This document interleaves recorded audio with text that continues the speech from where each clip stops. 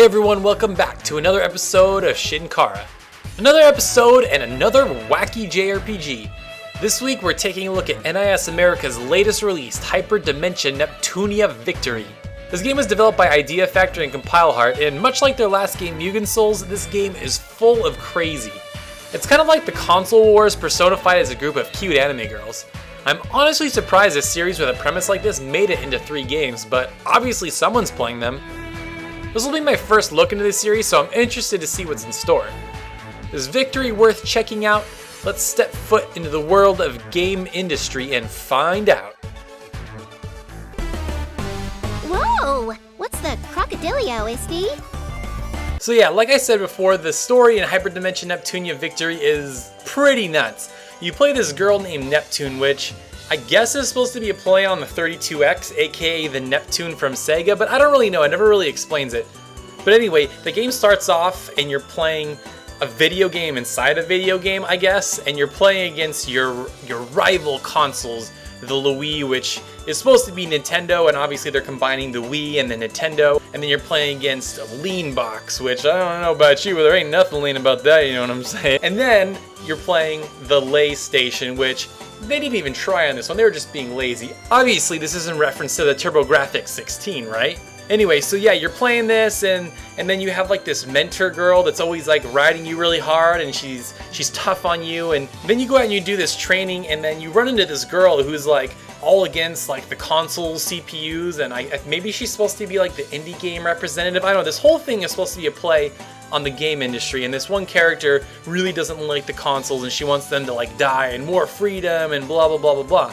And so eventually she gains this power from this like mystical fairy girl and sends you to another dimension from 1989. And then every once in a while it cuts back to her in this like weird mysterious room with these 7 sages and how they're gonna rule the game industry. Now, in my estimation, these guys are obviously, you know, EA, Activision, just all these evil corporate overlords trying to take over the game industry. Well, you're stuck back in 1989 where there really isn't a PlayStation, there's no Xbox, and so as the story develops, you'll eventually see like, oh, the lean box is coming here to take over. So it's an interesting play on the game industry, and it's pretty wacky and off the wall. As you'll play through the game, you'll definitely have your favorite characters, whether it's the not so lean station or the Lay Station with that midriff. Oh my god, that midriff. Or maybe you're into the cutesy girls. Hey, I'm not hating. Those D-pad hairpins, man, those are pretty cute. I'm sure you would want none of those on your girlfriend, you know what I'm saying?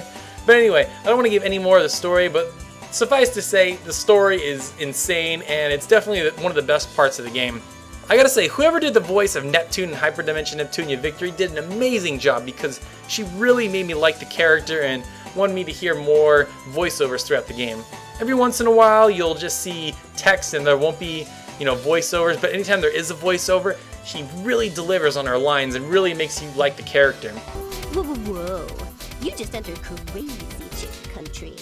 Nepgear's never around when I need saving. It reminds me a lot of the girl that played Tenma Skamato in the anime School Rumble, because that character could have been boring, but the way she just delivers her lines really makes you enjoy the character. I feel that will really make or break the story for you, because it could be really boring or really interesting, but thankfully there's a couple of voice actors that really deliver the lines well. Ah, go me! We're strangers, but you still recognize me, so I'm flattered and stuff. So the gameplay in Victory goes a little something like this.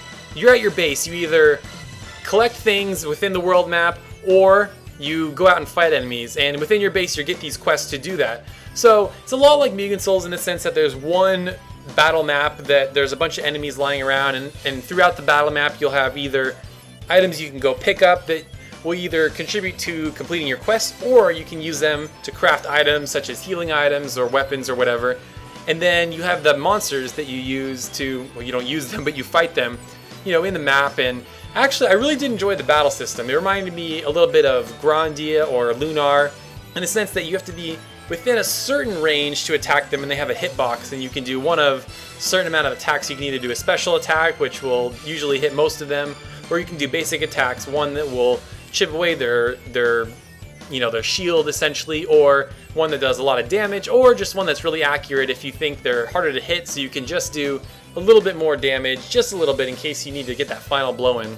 I will say this does get pretty repetitive really fast. You'll do maybe 10 of these missions and you'll be like, man, you have to really either enjoy the story or not mind this repetitive gameplay, because there is not a lot of variety. Sure, you'll get new characters and you'll be able to transform and you'll get new abilities and new areas and stuff, but that's really all it comes down to. Doing missions, maybe a boss fight here or there, but that's pretty much all it is. So I would say the strongest part of the overall game experience is definitely the story, but if you do enjoy, just doing battle after battle and doing quests and making items and stuff, then it won't be as bad. But be warned, this is no Final Fantasy, this is no Ni no Kuni where you have these big worlds to explore. It's pretty much one battle map at a time, you fight stuff, you do the next quest. What is nice though is that the characters do let out some funny quips now and again to make the repetition a little less monotonous, but again, repetitiveness. I can't say that enough. This game will get extremely repetitive, extremely fast, so be prepared. It should always be my turn, but games don't work like that, huh? For as repetitive as the gameplay is, the game does look good to play. I mean, especially during the character portrait story sequences. They almost look like 3D models as they're bouncing up and down and doing their actions and stuff, and they might be 3D models for all I know, but typically in these kind of games they are just 2D models that are animated well, but they look great for a PS3 game and for what they are. Now the environments themselves don't look anything special. I don't think the frame rate's too low like in Mugen Souls, and I don't know how to put my finger on it, but it looks fuzzy, like the draw distance is low. Like I don't know if it's going to translate well in video, but as you're playing through the game it just looks kind of fuzzy. I will say I do like the monster models. There's a great variety of them and some of them are pretty funny. And there's one that they put in the game that I'm afraid they're going to get in trouble for called Sergeant Froggy, which is an anime called Sergeant Frog, so Nipponichi better watch themselves. They might get a legal lawsuit on there. But anyway, yeah, it looks great. There's a lot of great animations. The animation is good when you're walking on the field and while you're fighting the monsters and stuff. One thing I was really surprised with was how good the music was. It's a lot of really great, anime, J-pop, synth kind of mixture. And I was really surprised. Are you ready for this? Nobuo Uematsu, yes, the legend himself is the one that did the soundtrack for this game, along with his rock band Earthbound Papas, which is essentially the next evolution of Black Mages, which was Uematsu's rock cover band for Final Fantasy songs. So if you're looking for great art, great voiceovers, and a great soundtrack, Victory definitely has all of this.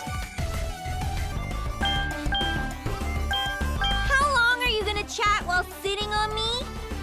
As I was playing through Victory, I wasn't really into it, but in retrospect, it had some great aspects. The lead voice actor does a standout job to make you really love Neptune, the battle system is fun, and the overall presentation is great if you like all things Japanese. Just be warned that the gameplay can get really repetitive, so be prepared. There's apparently a Hyperdimension Neptunia anime coming this summer in Japan, and I feel like that's going to translate really well. So if you feel like you won't be that into the game, I might just wait for the anime. If you're looking for some cool art and wacky characters, and really with a Nipponichi game, what else would you expect?